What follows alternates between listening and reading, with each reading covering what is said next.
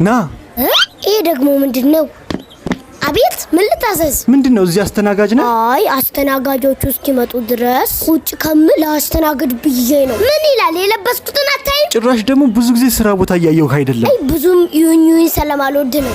ማን እንደሆንኩ አላወቅም መሰለኝ። የዚህ ቤት ኃላፊ ነኝ። እንዴ ጋሼ በጣም ይቅርታ። እኔማስ ጥበቃ መስለኝ ነበር። ጥበቃ? አዎ እኮ ትንሽ ጥቁር ኮት ጣል ብታረግ ቦስ ትመስል ነበር። ለነገሩ አይደለም ኮት ቤትክ ራሱ መሬት ላይ እንደምትቀመጥ አውቃለሁ። እንዴት አወቅ? ካበራችሁኝም አባሩኝ።